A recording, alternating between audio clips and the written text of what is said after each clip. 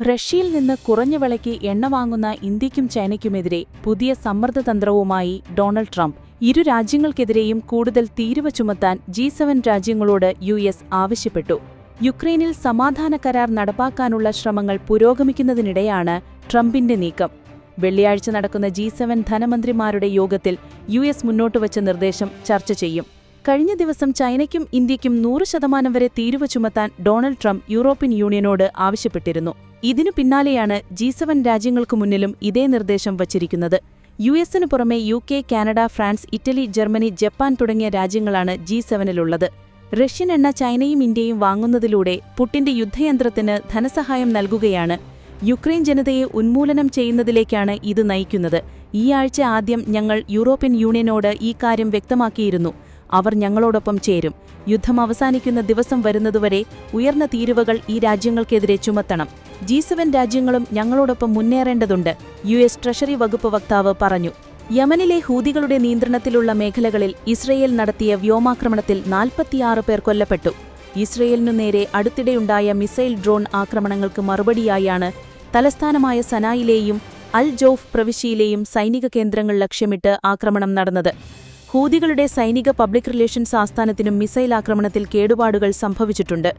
ആക്രമണത്തിൽ മാധ്യമപ്രവർത്തകരും കൊല്ലപ്പെട്ടതായി ആരോഗ്യ മന്ത്രാലയം അധികൃതർ വ്യക്തമാക്കി.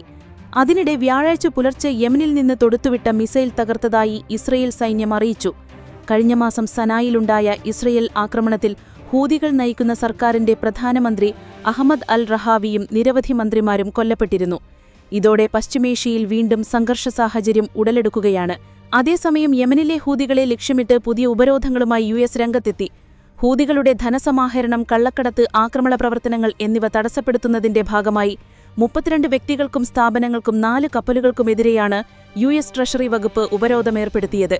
ഹൂതികൾക്കെതിരായി ട്രംപ് ഭരണകൂടത്തിന്റെ ഏറ്റവും വലിയ നടപടിയായാണ് ഇത് വിലയിരുത്തപ്പെടുന്നത്.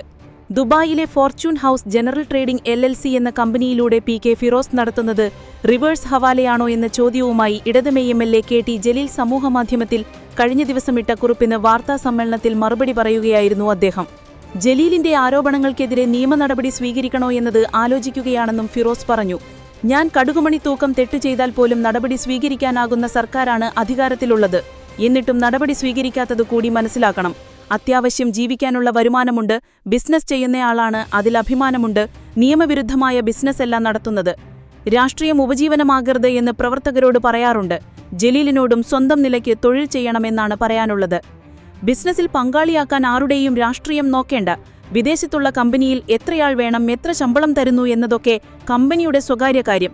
അതൊക്കെ എന്തിന് ജലീലിനോട് പറയണം? ഫിറോസിന് റിവേഴ്സ് ഹവാലയുണ്ടെന്നതിൽ ജലീലിന് വ്യക്തതയുണ്ടോ? ചോദ്യങ്ങളിട്ട് ഇങ്ങനെ ആരോപണമുന്നയിക്കുന്നത് ചെപ്പടി വിദ്യയാണ്. പറയുന്നയാൾക്ക് തന്നെ പറയുന്നതിൽ വിശ്വാസമില്ലാതെ വരുമ്പോഴാണ് മതഗ്രന്ഥങ്ങൾ ഉയർത്തിക്കാട്ടേണ്ടി വരുന്നത്. തനിക്കെതിരെ ആരോപണമുന്നയിച്ചപ്പോൾ ജലീൽ ഖുർആൻ ഉയർത്തിക്കാട്ടിയതിനെ സൂചിപ്പിച്ചാണ് PK ഫിറോസ് പറഞ്ഞത്. ബിസിനസ് നടത്താനും സ്ഥലവും വീടും വയ്ക്കാനും യൂത്ത് ലീഗ് ഫണ്ട് ചോർത്തിയെന്ന ആരോപണം തെറ്റാണ്. യൂത്ത് ലീഗ് ഫണ്ട് കൈകാര്യം ചെയ്യുന്നത് ഒരാൾ ഭാരവാഹി ഒറ്റക്കല്ല. ജലീൽ ഭാരവാഹിയായിരുന്നപ്പോൾ അങ്ങനെ ഫണ്ട് തട്ടിപ്പ് നടത്തിയിട്ടുണ്ടോ എന്നതറിയില്ല. ബന്ധുനിയമന കേസ് പുറത്തുവന്നപ്പോൾ കുറ്റക്കാരനാണെന്ന് തെളിഞ്ഞാൽ പൊതുപ്രവർത്തനം അവസാനിപ്പിക്കുമെന്ന് പറഞ്ഞയാൾ മന്ത്രിസ്ഥാനം രാജിവെച്ചിട്ടും പൊതുപ്രവർത്തനം നിർത്തിയില്ല.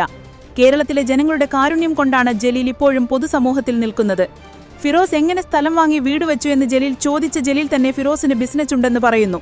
തനിക്ക് വിദേശത്ത് ജോലിയും വിസയുമുണ്ട്. ദുബായിലെ കമ്പനിയിൽ നിന്നും ജലീൽ പറഞ്ഞ അത്ര ശമ്പളം കിട്ടുന്നില്ല. തനിക്ക് അമേരിക്കൻ ബിസിനസ് വിസയുണ്ട്, UK, കാനഡ എന്നിവിടങ്ങളിലെ ബിസിനസ് വിസയുമുണ്ട്. മലയാളം സർവകലാശാലയുടെ ഭൂമി ഏറ്റെടുപ്പിൽ ജലീലിന് പങ്കുവെളിപ്പെടുത്തുന്ന നിർണായക തെളിവുകൾ ഉടൻ പുറത്തുവിടുമെന്നും ഫിറോസ് പറഞ്ഞു. വിധേയത്വത്തിനെതിരെ CPI സംസ്ഥാന സമ്മേളനത്തിൽ അമർഷം ശക്തമാണ്.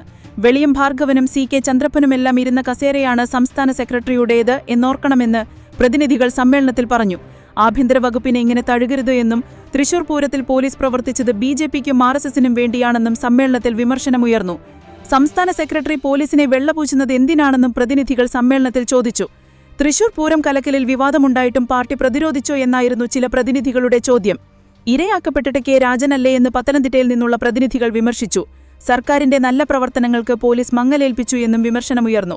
DYFAയ്ക്ക് രക്ഷാപ്രവർത്തന സർട്ടിഫിക്കറ്റ് കൊടുക്കുന്ന കൈകൊണ്ട് പോലീസിന് ഗുണ്ട സർട്ടിഫിക്കറ്റ് കൊടുക്കുന്ന ഗതികേടെന്നായിരുന്നു മുഖ്യമന്ത്രിക്കെതിരായ പരിഹാസം. തുടർഭരണത്തിന് വിഘാതമാകുന്നത് പോലീസ് ഭരണമായിരിക്കുമെന്ന സമ്മേളനത്തിൽ കുറ്റപ്പെടുത്തലുണ്ടായി. ആഗോള അയ്യപ്പ സംഗമം ഇടത് നയവ്യതിയായത്തിന്റെ ഭാഗമാണെന്നും വിമർശനമുയർന്നു. ആരാണീ പൗരപ്രമുഖരെന്നും പ്രതിനിധികൾ ചോദിച്ചു.